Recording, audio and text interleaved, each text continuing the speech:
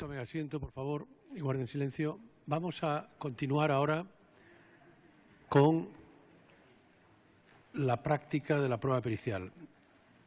La Sala quiere anticipar una idea, y es que el orden del desarrollo de la actividad probatoria está buscando fundamentalmente armonizar de una manera mucho más efectiva lo que es la agilidad y el desarrollo de las distintas pruebas, y teniendo en cuenta también algunos de los compromisos horarios por parte y, en fin, de desplazamiento por parte de algunos de los que eran testigos y los que ahora van a ser peritos.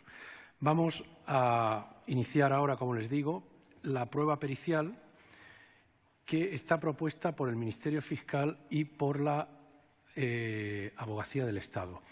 Como ya se anticipó por la Sala, en lugar de hacer dos informes periciales sucesivos, de tal manera que la Sala tenga a su disposición el informe A y el informe B, vamos a llevar hasta la máxima expresión el principio de contradicción, el principio de defensa, y van a ser los 4 peritos los que intervengan y ofrezcan sus conclusiones a la consideración de la Sala.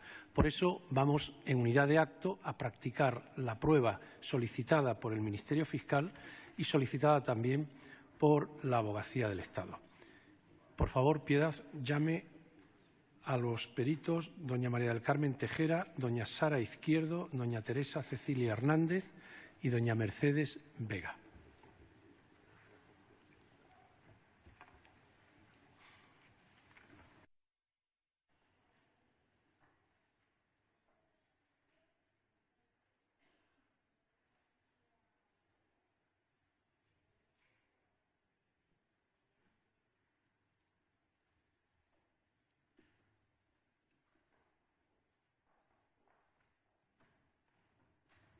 Buenas tardes.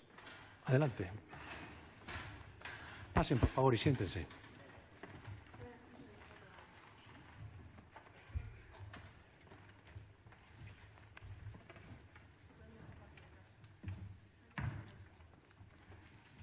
Vale.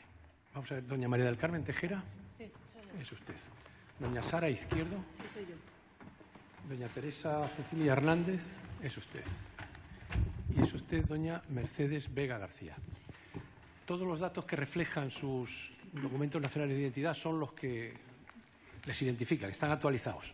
Excepto el domicilio, en mi caso. Pues si es tan amable, luego cuando termine se lo indica al agente judicial para que se lo transmita a la letrada de la Administración de Justicia.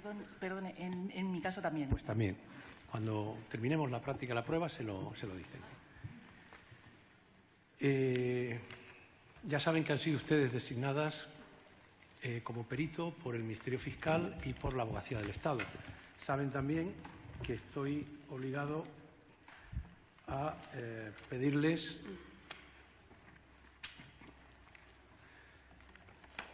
juramento o promesa de desempeñar bien y fielmente la pericia para la que han sido designadas. Concretamente, de proceder bien y fielmente a sus operaciones y no proponerse otro fin más que el de descubrir y esclarecer la verdad. ¿Juran o prometen decir la verdad? Sí, juro. Sí, juro. ¿Sí? Sí, prometo. Sí, prometo. Bien, pues ahora… Con la venia, señoría. Sí. Para plantear o queríamos expresar que la forma en la que se va a practicar esta prueba pericial, me refiero única y exclusivamente a la pericial solicitada por la Fiscalía, por el Ministerio Fiscal, de las 3 funcionarias del Ministerio de Hacienda. Creemos que la forma en que se va a practicar puede vulnerar o genera indefensión a las defensas, por cuanto no existe un informe escrito en el que conste el alcance, el contenido, la documentación analizada y las conclusiones. Entonces, esto, aunque se someta a contradicción en este momento, en realidad entendemos que no se somete con las suficientes garantías constitucionales derivadas del derecho a la defensa, porque no nos da tiempo, o no, primero, no conocemos el contenido, salvo el contenido genérico que se causaliza por la solicitud del Ministerio Fiscal y el escrito de acusación, pero no conocemos en esencia el contenido de lo que va a ser esta prueba pericial. La necesidad de que conste un informe escrito, si bien la ley de juicio criminal no es clara y lo conocemos, el artículo 478 de la ley CRIM sí que determina o dice que el informe pericial deberá comprender, si fuera posible, lo dice en términos de conveniencia, pero sí también se habla de la necesidad de que conste un acta suscrito por secretario, etcétera. Efectivamente, ese artículo se refiere a otro tipo de prueba pericial, seguramente pericial sobre objetos, sobre personas, a que se refiere ese artículo. Y si bien no es clara la LECRIM en relación a la necesidad de que el informe pericial conste por escrito, materialmente por escrito, entendemos que sí lo es la ley de enjuiciamiento civil, que, como usted sabe, señoría, es supletoriedad, de aplicación supletoria, ex artículo 4 de la LEC, en relación a la ley procesal penal. Y allí sí que los artículos 337.1 de la LEC y también el 338.2 de la LEC establecen la necesidad, uno en audiencia previa y el otro en sede de juicio, la necesidad de que el informe pericial se haga por escrito y se presente 5 días antes de iniciarse la audiencia previa o 5 días antes de iniciarse el juicio.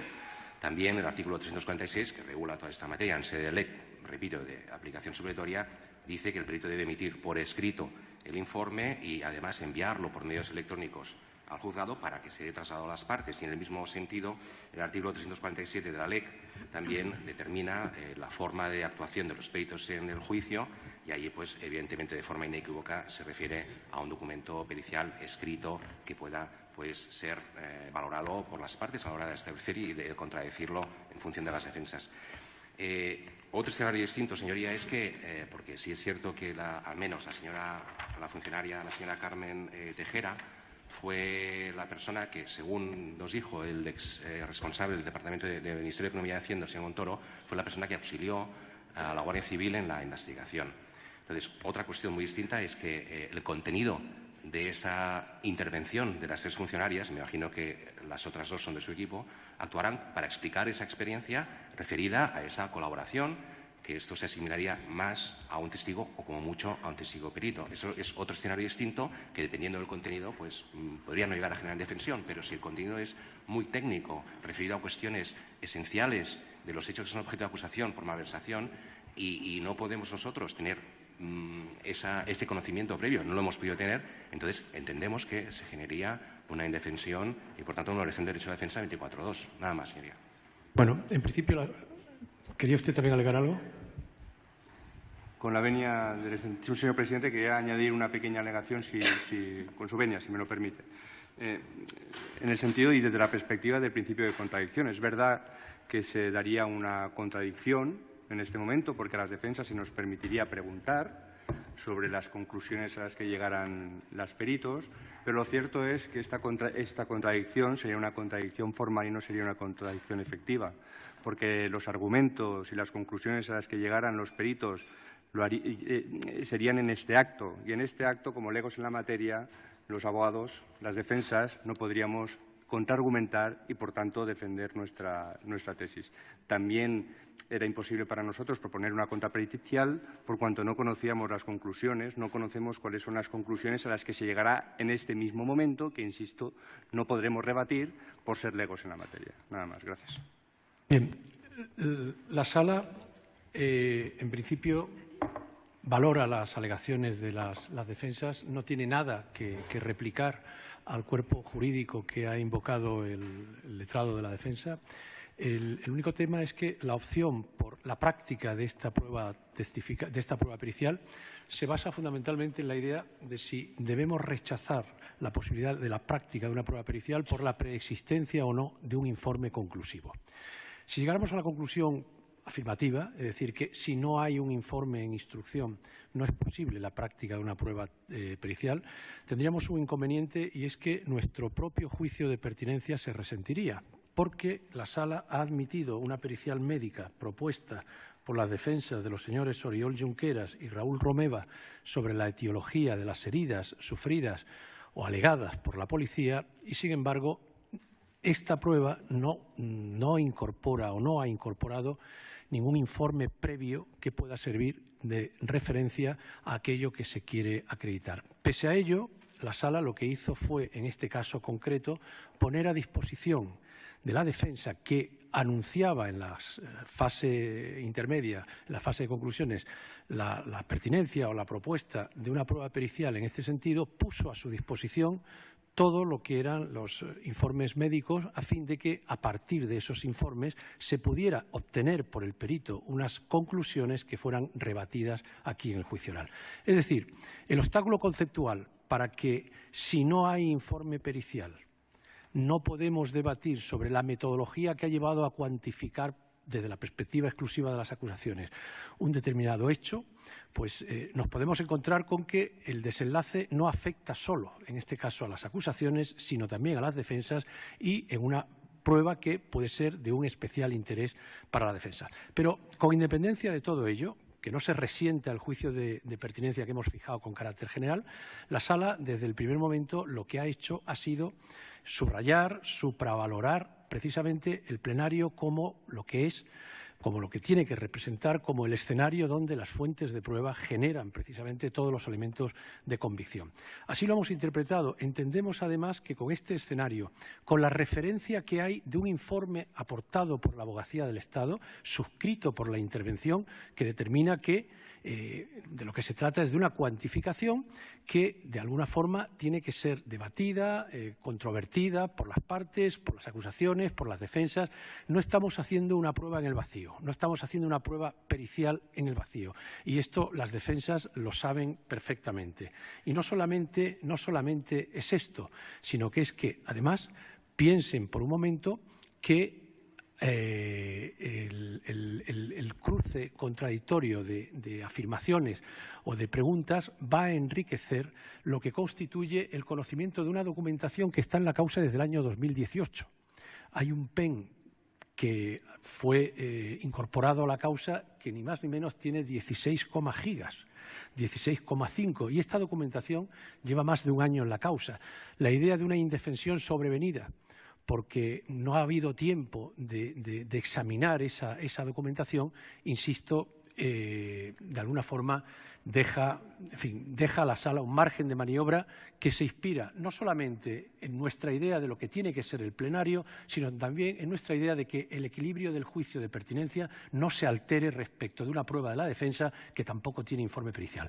Con independencia de lo anterior, piensen por un momento que no estamos ante operaciones irrepetibles, usted lo ha apuntado antes en su informe, y no solamente es eso, sino que si el marco procesal en el que nos estuviéramos moviendo fuera, por ejemplo, el de la ley del jurado, observen cómo en una ley del jurado, el jurado no tendría ni siquiera acceso a informes que pudieran constar en la prueba, en lo que es el documento sumarial o lo que son los documentos sumariales. De todas formas, reitero, la Sala sí va a tomar en consideración sus alegaciones, las alegaciones de los dos letrados, y vamos a practicar la prueba sin perjuicio de que se haga constar la protesta que considere usted oportuno. Sí. Con la venia, señor presidente, y muy brevemente.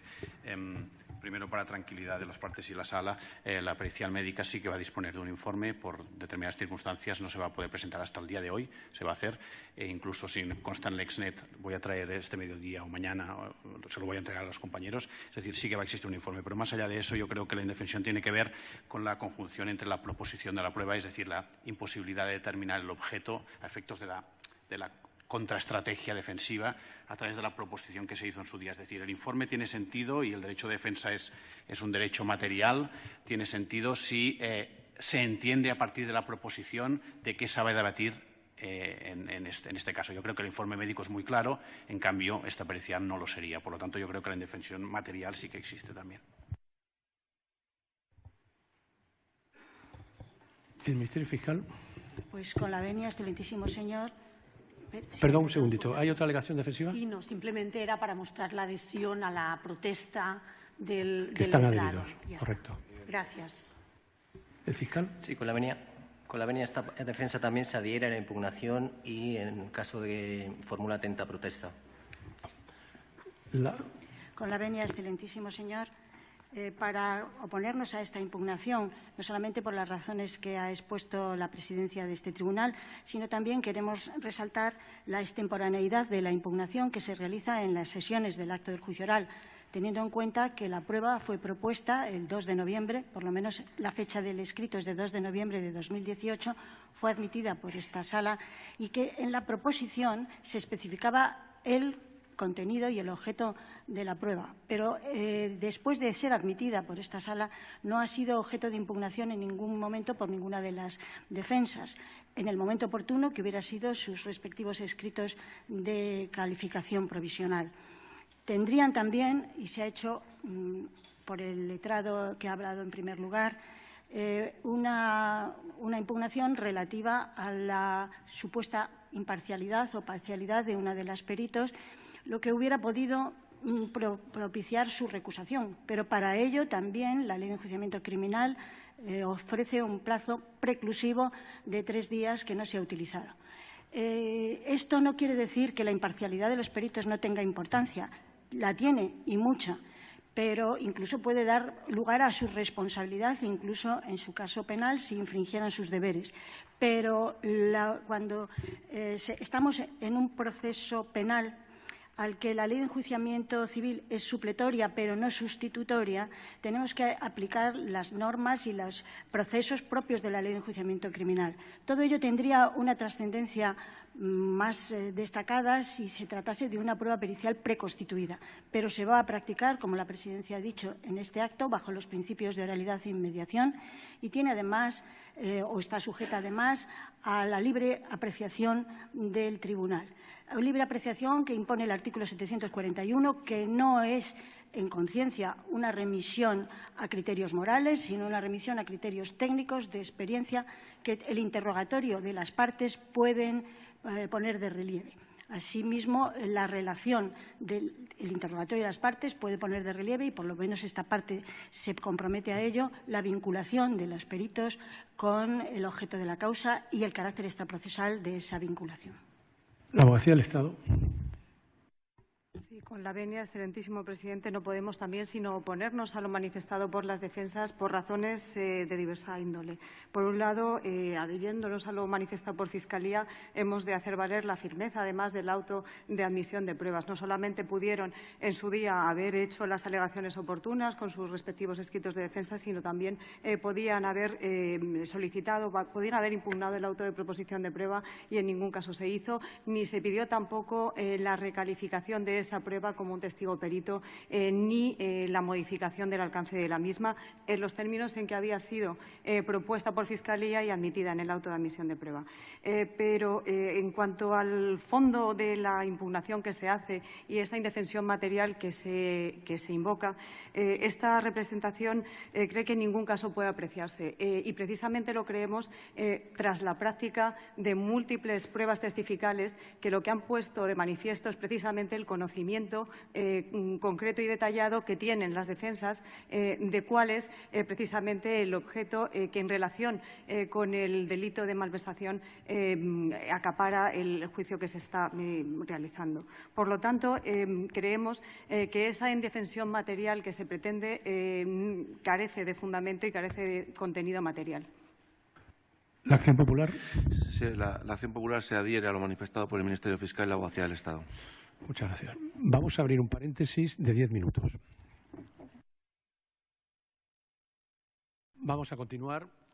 La Sala acuerda rechazar la alegación de indefensión, lo acuerda por unanimidad, que han sido invocadas por las defensas. Partimos de la base de que no hay o no puede haber una sorpresa en lo que son los elementos fácticos que van a ser objeto de respaldo desde la perspectiva de las acusaciones y la defensa de la prueba pericial, porque la pericia ha sido delimitada en su objeto con absoluta claridad, primero en el relato fáctico de las acusaciones, segundo en el mismo auto que declara la pertinencia y en la propia propuesta probatoria que realizan las acusaciones. Entendemos también que, sin perjuicio de la alegación de ese cuerpo normativo supletorio de la Ley de Enjuiciamiento Civil, creemos que no podemos asumir acríticamente toda una serie de preceptos que están previstos para un mecanismo supletorio, pero que, sin embargo, de alguna manera responden a principios estructurales que no son absolutamente identificables, los del proceso civil con los del proceso penal. Cree también la Sala que la idea que tenemos que descartar y que hemos estado intentando hacer a lo largo del desarrollo de este juicio, de que el juicio oral no exige como presupuesto de validez un acto sumarial un acto procesal de respaldo desde el punto de vista de la actividad probatoria, es lo que nos permite perfectamente que sea en el acto del juicio oral donde se desarrollen con estos principios de contradicción, publicidad y defensa la práctica y la batalla dialéctica entre acusación, entre el Ministerio Fiscal, la Abogacía del Estado, la Acción Popular y las defensas acerca del respaldo de la prueba pericial. Entendemos también que hay un mecanismo que ha sido puesto de manifiesto de extemporaneidad. Esta prueba pericial está solicitada por la Abogacía del Estado y por el Ministerio Fiscal con la adhesión de la acusación popular desde la fase intermedia y, evidentemente, esperar al momento del juicio oral, al punto exacto en el que se hace alegar pues, esa indefensión, creemos que de alguna manera puede situarnos en la frontera de las exigencias de legitimidad añadida cuando se vulnera o se invoca la vulneración, de un derecho fundamental. Y ya por último señalar también que la Sala constata que si a lo largo del desarrollo de la pericia hubiera algún elemento en el que detectáramos alguna indefensión, creemos que existen mecanismos procesales para intentar aliviar o sencillamente neutralizar ese asomo de indefensión. En consecuencia, vamos a iniciar la práctica de la prueba pericial, que empieza por el Ministerio Fiscal, que puede preguntar a los peritos de acuerdo con lo que considere, conforme a su estrategia acusatoria, cuando quiera. Con la venia Por supuesto, hacemos constar la protesta de todas las defensas.